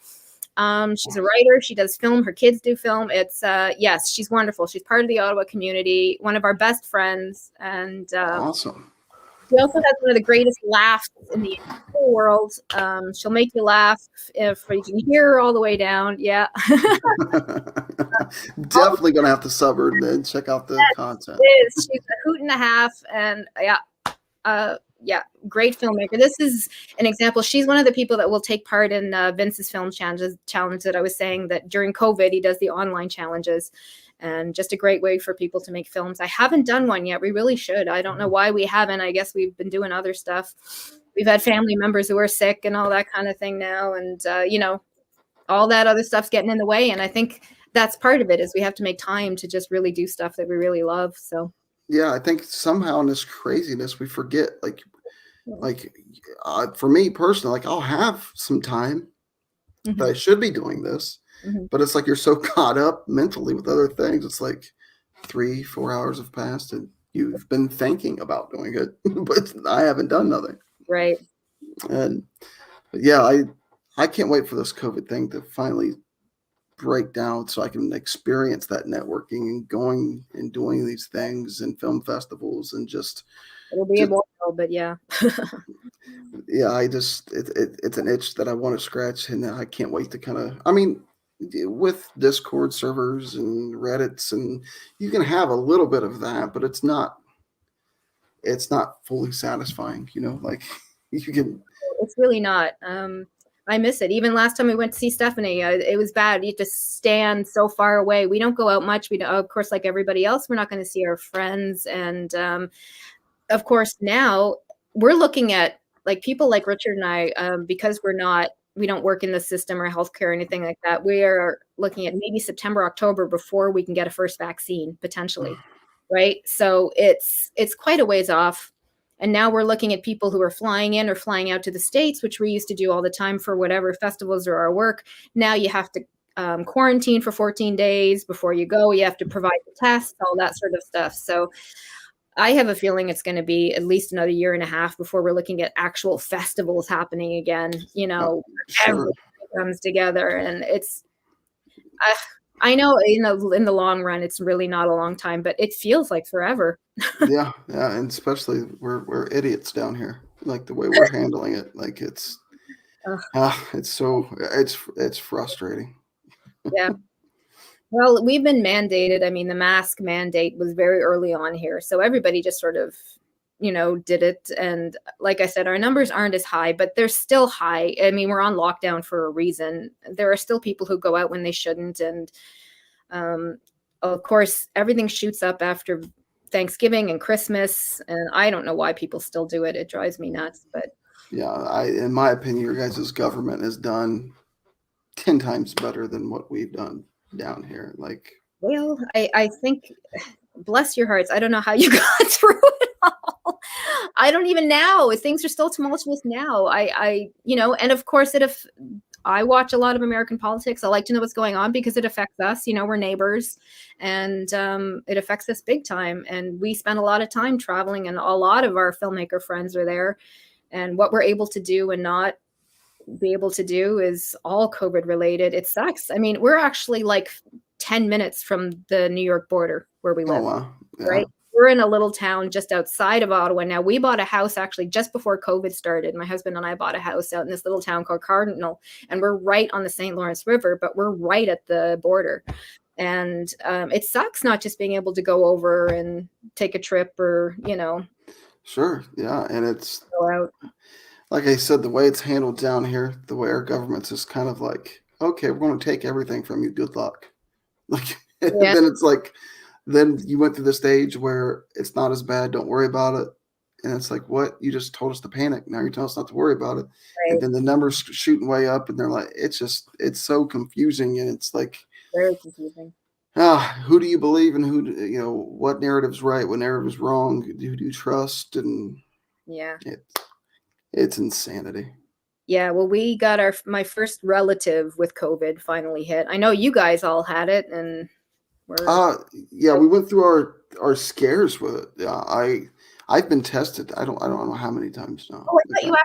I thought you had actually had it at one point. I was around I was within 5 feet of somebody that had it. Like it was actually filming. We did a short little piece that we haven't even finished yet, but it was Anton, my friend here in town, was on a piece, and our actress, this teenage girl, she had it and was all right beside her and stuff. So I had to go through the 14-day lockdown, all the testing, and then one test come back undecisive or whatever. So I had to have another one done, and it was a headache. I was back when they didn't really know anything about anything. So I don't know how many times I went when I was at my previous job being a maintenance man. I'd work a week, be locked down a week, work a week, be locked down a week. It was madness. And again, this whole thing is it puts a hinder on everything. Everybody's feeling it.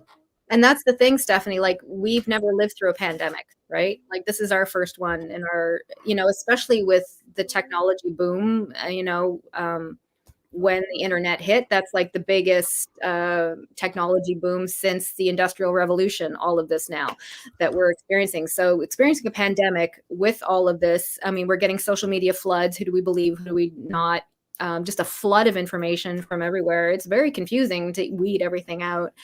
So, some people say it's not real. Some people who have seen it know it is. And it's absolutely horrific. I have a family, a sister who's a nurse in an ER in Toronto. And we have a filmmaker friend who's a nurse at a hospital here in Ottawa. And it's, we've just been really lucky, Yeah. This is where we are, I think, because we're very far out. We're in the little town that we live in outside of Ottawa is 1,500 people. It's small. Okay, so you're kind of same setting as I am. It's a very small town. Richard works in Ottawa, so he's there every day. My family, we're there because that's where our family house is and everything. So we're there in Ottawa all the time. But where we are, we're very isolated. So I couldn't be happier because we were living in an apartment just before all of this hit. Yeah, he got out. I couldn't imagine trying to cram in the elevator or taking the stairs, all the laundry room in the apartments. Anybody who's lived in an apartment knows the hell what it's like normally. I couldn't imagine during a pandemic living in an apartment. So I just feel really lucky that we got out just in time. Yeah, but you guys being on lockdown since December, you guys are tallying up the days. And yeah, it's I believe truly after we come out of this, we're going to be better than we ever was. But it's just getting through that because a lot of this has been a lot of self-reflection time for everybody. Everybody's got to pump the brakes and look inward. Writing. Hey, thank you, Lisa, for dropping the link there for Stephanie's channel. You want some fun little films and stuff? She's awesome. Yes, a lot of our filmmaker friends. Steve LaFlamme, too, who he's on here. He puts out his film work on YouTube as well. And he got fantastic stuff. I binge watched through his things. Our last stream's how I met him, and then started delving through all of his stuff. It's great stuff. Well, when I posted on Facebook, there's a couple of people who are in the States, and the head of AOF Festival, Del West, and he works all in California. He retweeted your channel when I tweeted it out. Facebook, he sent it out to all of his Facebook friends. So it's all networking and who we're so lucky. We're the nicest people. Harold Brown is a writer and a filmmaker and a teacher, and he's actually one who's trying to help us. It looks like we're hopefully getting one of our films on Amazon Prime coming up. Awesome. Yeah, he's one of the ones helping us to do that. So that's just pure luck of the draw because we happened to meet him at a festival, and he's just an amazing guy, and just got so lucky. See, I read that on your Twitter, so I was waiting for you to throw that out there. But yeah, I'd seen it. I was kind of geeking out for you. Yeah. Well, like I said, we had one for a while. You can put it on for a while, and you can rent it. This one, Amazon Prime's a little different, but we're just trying to work out the logistics of it first because we have our film in a couple other streaming services. So, there's technicalities. We're sort of working everything out. Are you allowed to have it on this and this at the same time? You know what I mean? Sure. Yeah. Festivals, when you're sending a film into a festival, you can't show the film anywhere first, or you can't put it out anywhere first before you submit it to this fest. Like some are so technical. So we're just trying to figure out all the logistics of things, because we still want to be able to submit this film to other festivals. Sure. Yeah. Hey, there's Steven. Hey. Yeah. Is he there? Oh, hey, Steve. Yep. He just popped in. Yay. Yeah. Sub him up, guys. Great Definitely. film. Sweet guy. Yeah. Yeah. Amazing guy. He's really accepting to me right off the bat. Yeah. He's fantastic. So, yeah. Yeah. That's what I found too. Like just doing the one show that you and I did, how accepting people are in the indie scene. It's like, oh, you're one of us. You're crazy too. Yeah. It's nice. I've been really lucky. I mean, there's always one or two, but it's not like going to auditions for TV shows or movies like in the big. It's not the same. Everybody is all in the same level. We all kind of know we're just struggling and doing our own thing, and we all just want to help each other out, right? Like, what do you need? What can I lend you to help make this film? I'll get it to your house or whatever. You know, that's sort of what we want, and that's what I want to get out. Or somebody just put out this film, go watch it, you know. Sure, building that community to back projects is a beautiful thing for sure. Like you want people to succeed. I want my friends to succeed. I want people to see my stuff, you know. I want people to see my friend's stuff. I want people to get out there, go. Did you win an award? Great. I'm going to tweet that you won it so everybody knows. Go watch it, you know? Yeah, exactly. Hey, Voodoo Punky. Yeah, that's to me, to have that community and have that push. That's the beautiful thing about social media and networking, and having that technology to have that like home team to push your project through, and to do that. Uh-oh. I got a drink carrier coming in. No. Thank you, baby. But yeah, I think that's what a lot of people miss is, like I was saying earlier when I did a stream before a stream to promote the stream, was that's the beautiful thing about networking is you can have that and you put a piece out and everybody say, hey, go. Hey, there's my sister from another Mista coming in with the links for Steven. Oh, thank you, Roundtable. That's awesome. Yeah, Lisa's on it. She'll snag a link for me. Yeah, he's a great guy. We've just been so lucky. I know my life has changed just in so much since I've done the indie film scene. So positively, and I was able to get my son in on some of it, and it's been really great to be able to do that. He doesn't want to do the feature films anymore. That's too much for him, but he'll do little bits. He'll do little films. You know, he doesn't want to be out of his room and away from YouTube for too long. So See, that's funny. Say my youngest one, my youngest daughter, she's like a camera hound. Oh. So anytime I'm like, can you be evil? She's like, yeah, Daddy, I'll be evil. Just I got my little evil demonic character. That's my little personal Chucky. Personal Chucky. Oh my!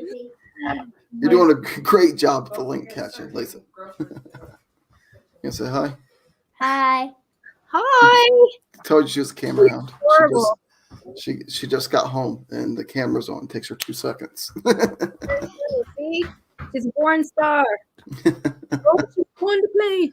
Yep, she's constantly on her little phone that has no service, making videos and yeah.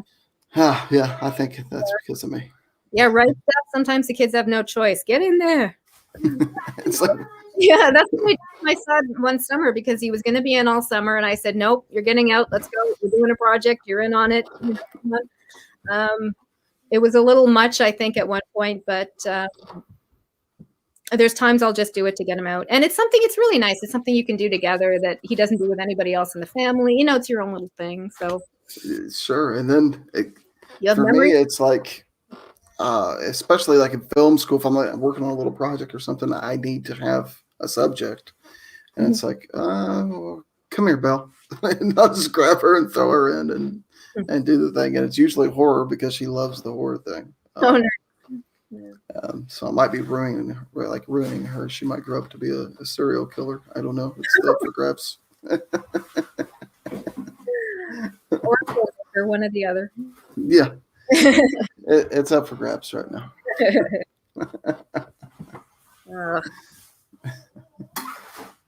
Oh, the whole crew's coming back now. Sorry if you can hear all the noise in the back. All good. All good. Yeah. No, well, I think this is with the COVID, it's been a real experience, I think, for any artist. And I think it's a great time to jump into anything artistic. I think this is a great time for artists to promote things like writing, and filmmaking, and drawing, and all that sort of stuff. Even learning new programs. You know, I've been sitting down trying to learn some new programs because what else, you know, some new editing programs and see what else am I going to do if I can't go out and do anything else. So yeah, it's funny you said this because I was just diving in earlier that the DaVinci Resolve because I got all Adobe. So I'm like, well, I'm gonna play around with DaVinci a little bit, and it's kind of the same setup, really. I mean, it's all that, but hey, who just get leaked?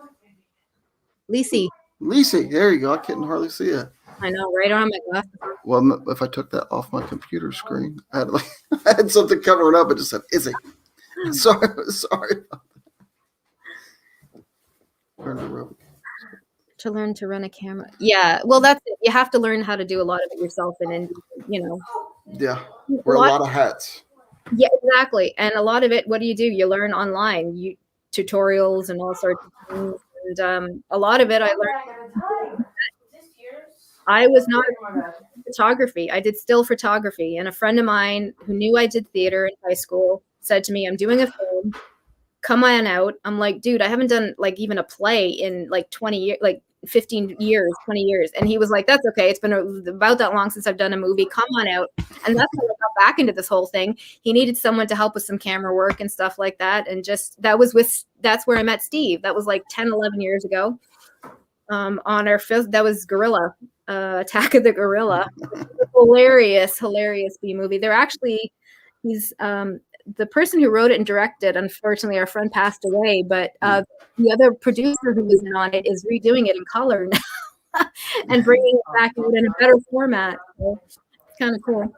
Hey, there you go.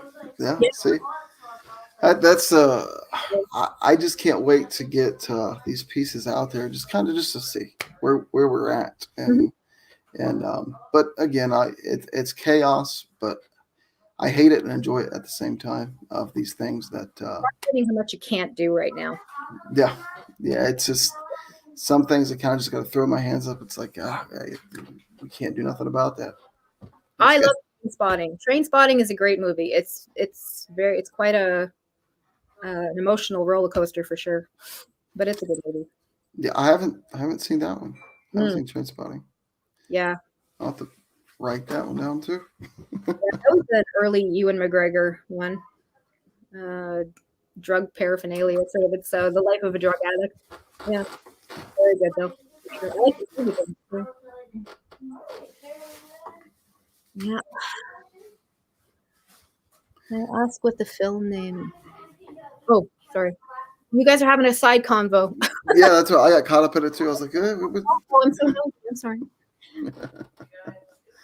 Oh yeah, there are a whole bunch of films on my channel link, but they're not.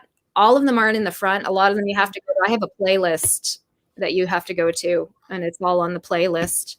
Yep, you just hit the playlist, and there's a whole bunch of films there. There's an old music video even that I did. It was fun. I had no business doing that, but it was fun. Yep, I went through the whole playlist. Boom, boom, boom, boom, boom. Well, the films aren't there. The feature films are attached to our website. You can buy them on DVD, but we put out Crusher for a little bit during the pandemic. Still out there. What I'll do maybe when this is over is I'll put the link in the bottom of your. Sure. Let me see. Go watch it. Do that. I gotta make Richard moderator so he can throw links up. Now you can throw links. Is it on Vimeo? Where is it? Redwoods Will. No, Crusher. Where's the free? It's on Vimeo. A lot of the stuff we have is on Vimeo. Yeah. Eagle Wolf. That's the name of our company. That's what we put. How do we feel about online festivals? Well, Stephanie, I guess it's the same thing that you're doing with Vince, right? Like, festivals, I don't know. We were talking about that earlier. Like, TIFF is all online now. I was saying earlier that AOF festival that we do, they're going to have their own channel now where they stream all of the movies that they make this thing. So, I don't know. I think people kind of have to do it now, right? Unless they're thing to die. And unfortunately, I haven't got to experience that side of it in person. So yeah, I was coming into the Discords and the Reddits and the different links and meeting people through that tunnel is kind of where I've been, and it just makes me starve for the in-person interaction. I a lot. Well, I got to hook you up with. I'll send you to Del Weston on Facebook. And I did. Did you? I sent them the link. Okay, so invite to his page. Richard sent you the link, and Harold is another one.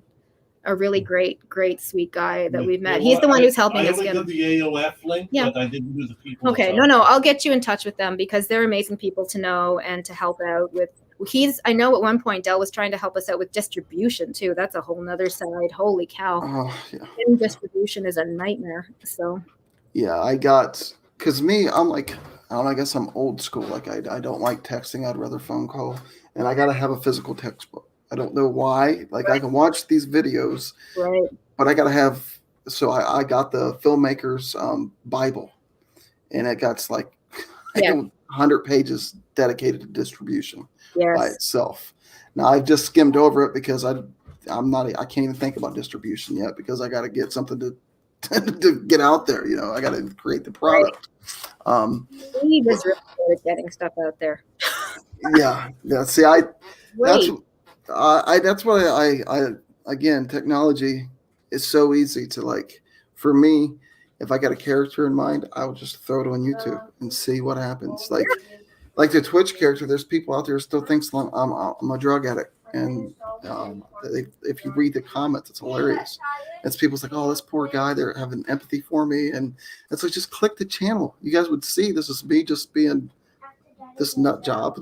I'm acting, but these people are on there like arguing with each other about what the disabilities this Twitch character has, and it's like it was just me being stupid, guys. Like there wasn't no thought process at all. But that's my way of testing characters, I guess. Is just throw it out there.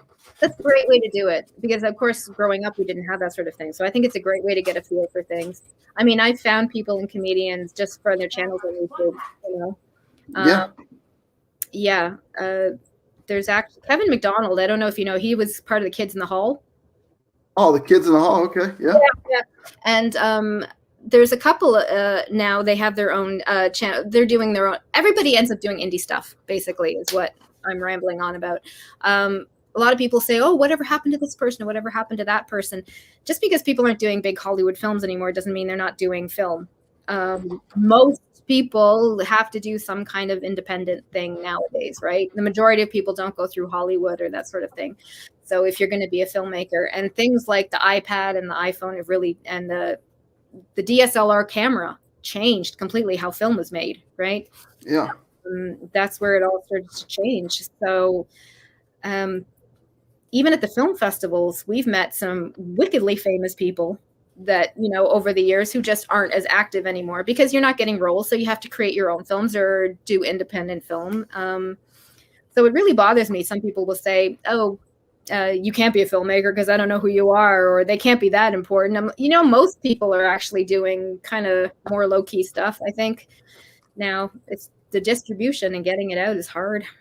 I think that's another thing. Like the independent scene is finally getting respect. Before it was kind of like snubbed, but now like technology is at such where we're proving that, hey, we can do this. Just watch it. Yeah. Just see, I'm multitasking now. It's independent filmmaking. I was able to. No, that's called being a parent. You have to multitask to be a parent. That helps you be an independent filmmaker too, just having kids, because you got to learn how to do 90 different things at once.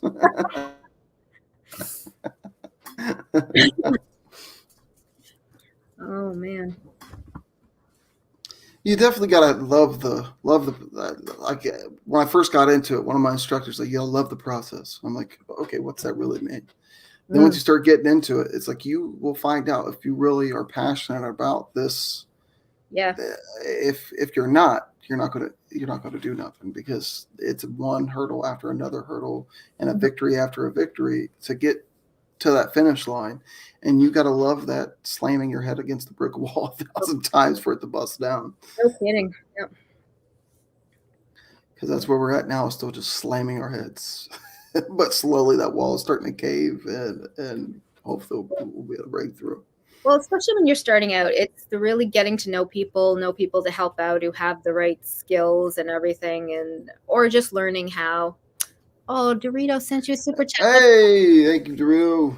Aw. Yeah, it's I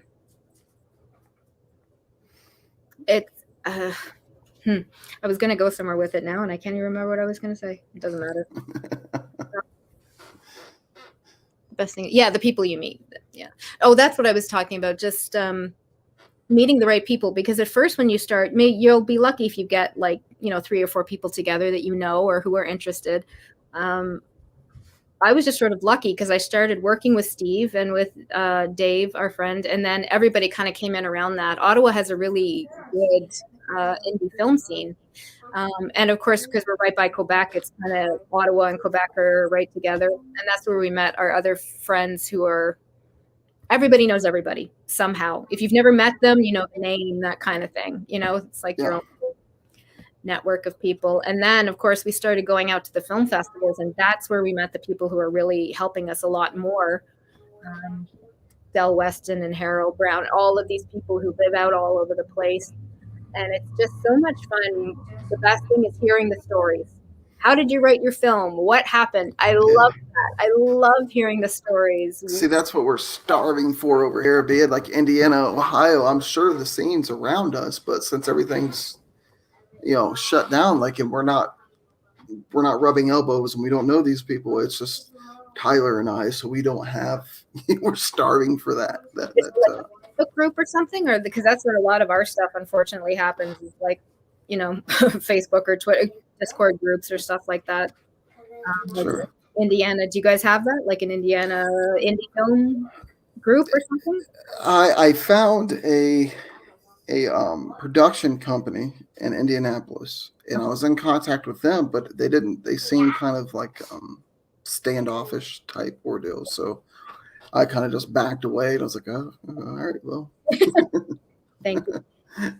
Yeah, and I know in Ohio they got in Dayton they have like a crowd there, and I've done tons of comedy shows in Dayton, but I've just never interacted with the indie film scene. And then now that we're trying, and we've been trying out for 2 years of just doing stuff, we still haven't. Like I said, we're still looking for just a third person. It's hard to find right now. A third person that knows how to be a camera hand, or like you said, a grip hand, or do anything for us. It's hard with a 2-man operation. Yeah. Well, over time, meet people, and once all this crazy COVID stuff is over, people start getting back together and hanging out and traveling again. Yep, I mean, that's definitely on my to-do list, is head up north as soon as this thing's done. It sounds like you guys got a great network. We do. We have wonderful people, but they're everywhere. We're just lucky that we happen to be in a good group, but we've met people from all over. Really lucky. I think we've met. Yeah. Hey, Hot Frog. It is hard. But it's a good hard. I mean, to me, it's like everything else. If it was easy, everybody would do it. So put in the work, learn it. And I just enjoy it as like my inner geek, because my inner geek on how things work and things go together. And I drive my wife nuts when we watch movies now, because I'm like, okay, this is, I'm like breaking out the beats in my head, and like I'm saying them out loud. She's like, can you just shut the hell up so we can watch this movie? I'm like, I'm sorry. Nope. It's gone. Yeah, this is the dark soul point. Like, this is where we're breaking away. Just shut up and enjoy it. Like, quit. I don't. I'm like, did you see that right there? That was good backlighting. You see how it popped like that? And just like, I just want to watch the movie. We do that all the time. I'll like freeze it. I'm like, "Hun, come here. This is a great shot. You gotta use this in our next video." Something like that. See, that's the inner geek in me. Like we was talking a little bit before we came on about Cobra Kai. My favorite part of that so far is the scene where they have Mr. Miyagi Sensei, then Mr. Miyagi, and then Daniel's hanging his picture up, and it's like this beautiful like lineage moment. And they're smacking you in the face with it, and it's like goosebumps type thing for me. I'm like, that's what hits me. You can remember, yeah. Pick out the mistakes. Yeah, we all do that now.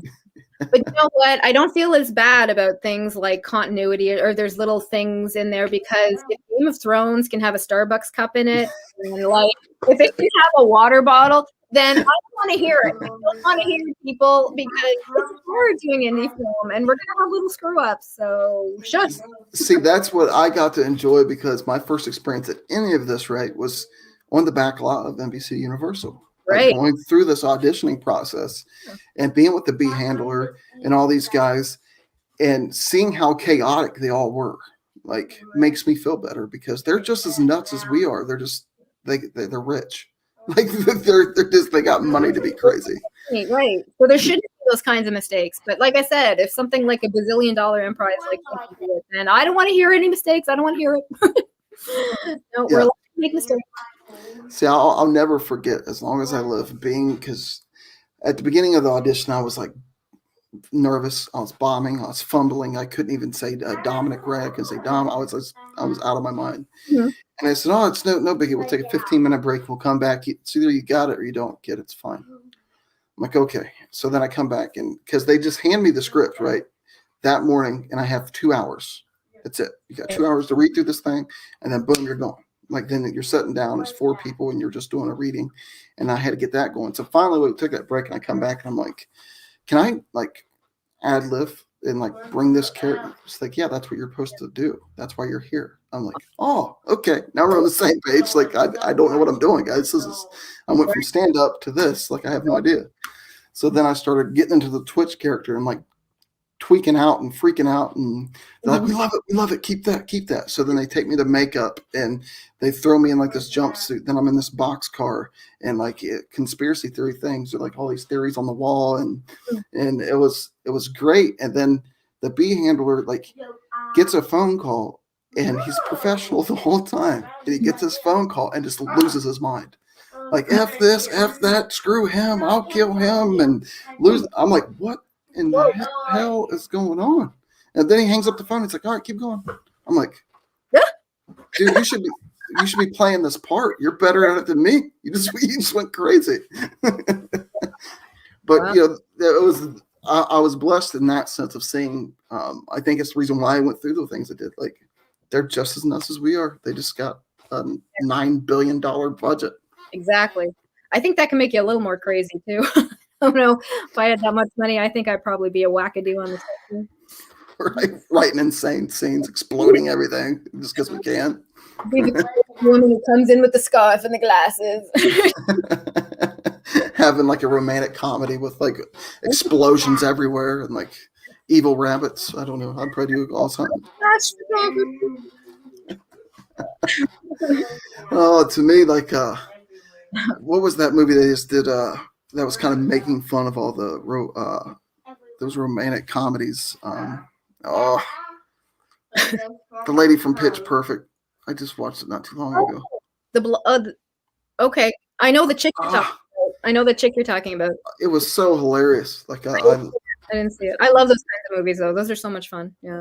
Like she fell and like hit her head or something, and like then she like was in this romantic comedy thing, and everything was going that way. And I'm like, and it got horrible reviews, but I loved it. I thought it was hilarious. I'm like, I dug it. And I guess Rotten Tomatoes didn't, but I did. Yeah. Well, sometimes that's where the best movies come out. The bad ones, it develops a cult following, and it's fun. I love doing movies. The bad. I just want to do anything and everything. Yeah. I'm at the point where if you tell me to stand there and be a tree, I'll try my damnedest to have leaves. Like, Yeah, I'll be the stiffest damn tree, and I will grow leaves before this is over. Like it will happen. Yeah. It's just having that hunger. I think is a part of it too. Just the hunger and drive, just to want to sit back and say, "Hey, I did that. Like it happened." Yeah, well, that's what I take everything very seriously. It doesn't matter what it is. I'm going to put whatever I have into it. Yeah. Take me onto their film. They know that they're going to get whatever I can put into it. I'm going to come on. I'm going to know my lines. I'm going to do a backstory. I want them. Hello, sweetheart. I see her waving. The cutie. You can't hear. She said hello. Oh. Hi. Hi. How you doing? Good. Okay. Go over there and chew your peppermint gum away from the mic, baby. She's like, get right on the mic. That's not as much fun though, Dad. Turn it into some mukbang ASMR. Have her come over here and just chew on the gum. There you go. Yeah, my son now, he has a gaming. He's got a couple of gaming channels, and he wants, he's doing some other stuff. He's made some little shorts and stuff like that. And see, I've batted around the idea of her age having like a kids channel thing because like she wants that bad, but it's like I can't bring myself to. She wants to do it bad, but I can't bring myself to. No, I get it. To do it, but she wants it like really bad, and then I'm like, you got the inner struggle of like, okay, your kid wants to do this, and she's passionate about it, but then I don't know. It's like a moral dilemma for me, I guess. Yeah, it's hard. I mean, we make sure we have access to everything. When he was younger, now he's older now, he's 17, but especially when he was younger, make sure we can get passwords and stuff because there's so much bullying online from his friends, and it doesn't matter who you are, right? As we all know, especially those of us around here, YouTube is brutal. People are brutal, and it's hard because you want to protect your kids from all that. So. Sure, and you got to have thick skin, and again, being a stand-up comic and doing things that it taught me, like, okay, you can say whatever you. Trolls and hecklers are the same species, right. So it's fine. Like I've learned to just, and there's been some live streams that I've done where I will just spend a half an hour roasting a troll, like just like what a heckler. Like it's yeah. It can be fun, but to expose, I guess when the kids' channels now the comments are off and all that stuff, but I still just kind of having a video of my kid and her own channel, like it. Yeah, it's scary. It's really scary now. Yeah, for sure. Especially, I mean, people like you and I who are part of the group, we can see the really dark side of it. People who go into real life and get swatted and doxxed, and it's terrifying. I know my son went through some bullying and stuff at school, and it was very difficult. But I guess part of it too is making sure he can handle those kind of stuff and come out on top as well. Being able to deal, because that's going to happen no matter where he is or what. And people at work are going to suck, and whatever job he has, he might live with a roommate who's not so nice, and you got to be able to deal with that. So.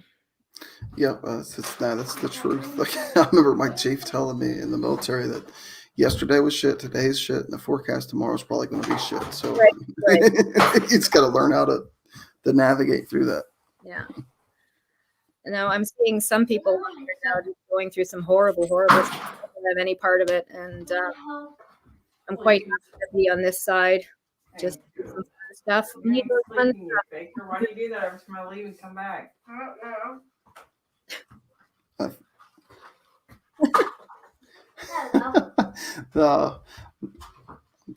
Yeah. Jules has won a cup. How many have you won? How many awards have you won? Oh, Jules? For acting, 2 or 3 now, I think. Yeah. 2 or 3. Yeah, well, they're for different festivals, different little ones, and different roles. The one for Crusher got a couple of them. There was one in London, England, a festival there. AOF. Right. And then you won for writing and stuff in Texas and stuff. Or nominated or something. Yeah, it goes around. I don't know. But that's where people really see your stuff, right? It's not on, if you can rent a movie on Amazon, you're not going to see it as much as if we get it out to the festivals. You're going to get a lot of people watching it at once to judge it or whatever. And that's where it's seen. So festivals, it's the way to go. Throw it out there. Yeah, that's what I'm. Because even some of my just a Halloween piece that we did, I've had a couple of my instructors and things saying, "Hey, there's like you could probably submit that. Like that's a good little story and Yes. it fits what we're going through." And but I don't know, you know, exactly where or how or if I should or if it's worth the Yeah. time or I guess I'm just going to pull the trigger and throw it.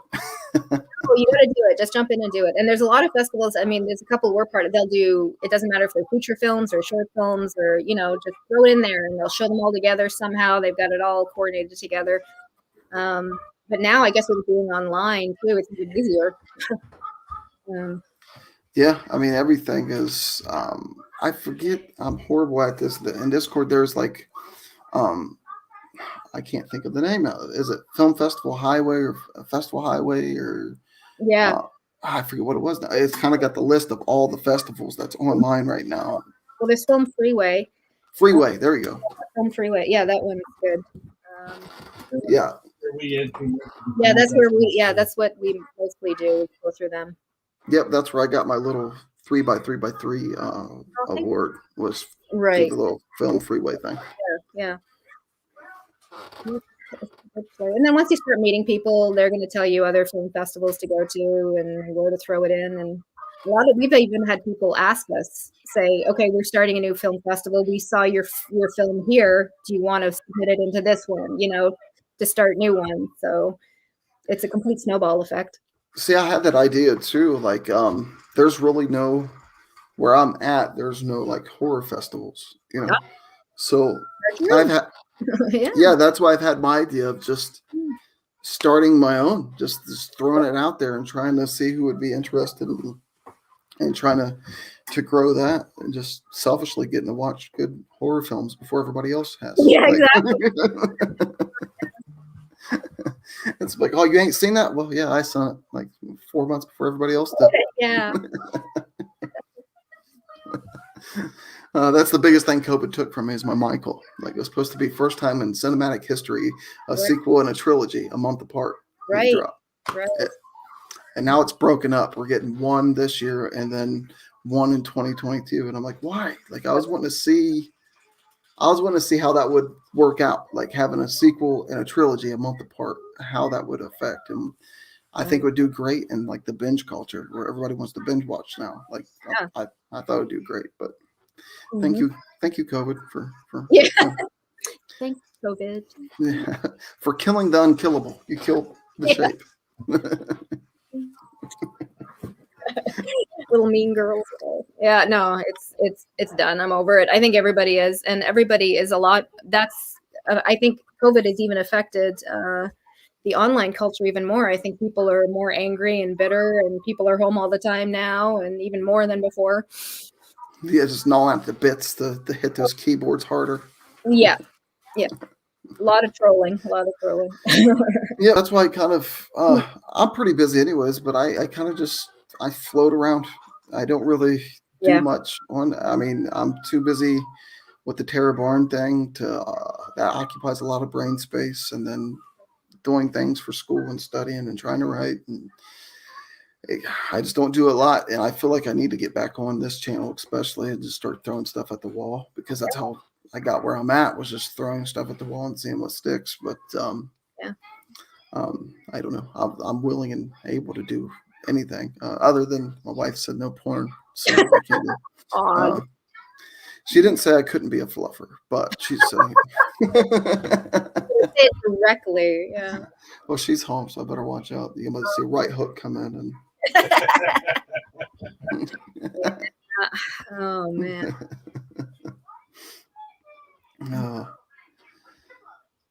Well, that was fun. No, it's fun. I think these kind of conversations need to happen now to help other artists and. Yeah, absolutely. Like just like this stream here, just decompress and we just talk about something we're both passionate about and have fun, and the networking in the comments, people sharing links, and it's a good time. That's why I believe this format should be more of. Everybody takes this too seriously, I think, sometimes, to where it's just need to pump your brakes, enjoy it, relax, enjoy the ride. For sure. Well, maybe next time if we do another one, we can talk more about the comedy part of it. We don't Sure. we don't do as much of that. We had a friend who did more comedy, but Richard, I know he does more of the drama side of it. But that's your strength. Yeah, Good and uplifting.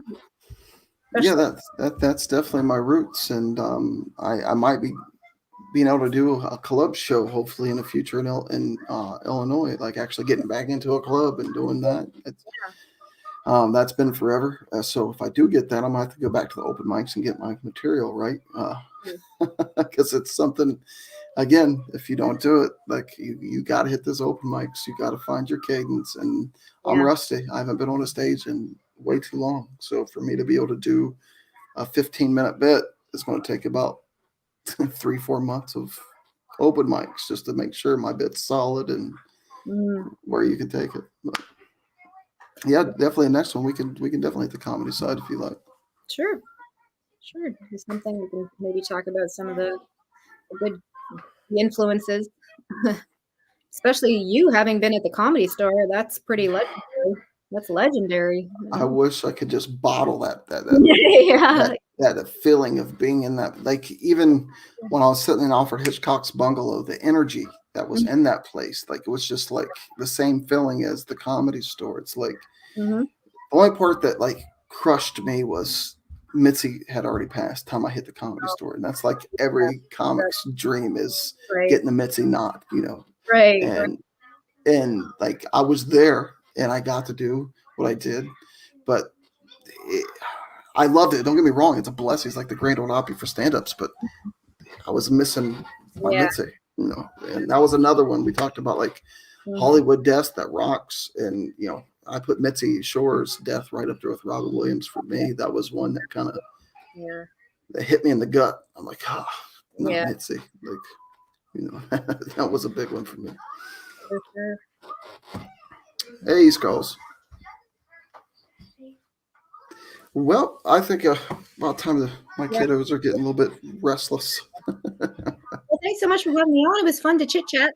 Yes, absolutely. We're gonna definitely have to do this again sometime soon, and then just keep covering. It's a nice decompressing time just to talk about film and don't have to worry about nothing else. So thank you for coming on and thank you for doing this. Well, thanks so much. It was fun. It's a lot of fun. So hopefully we get to do this maybe next week or whenever we can. Really? Anytime. And thank all of you in the chat too. Yeah, and if we ever want to have maybe somebody else on too who can do other people who have done filmmaking stuff, I'm sure I could get some other people on. Sure, yeah. Anybody that you would like to come on panel and we just discuss film. Different kinds of films that we don't do and stuff. We got lots of people, I'm sure, especially now during COVID, who would want to pop on and say hi. So absolutely, anybody that and just we can go on other people's channels. We can do it here. We can do it anywhere. I don't care. I'm always open for whatever. Just I enjoy it. So all right, sounds good. All right. Well, thanks again, Jules. Make sure you sub her up. Her links in the channel description or video description. And again, thank you to everybody that came in. And thank you, Jules. I appreciate it. And like always, it's been us talking to you. And we'll see you all down the road. Bye.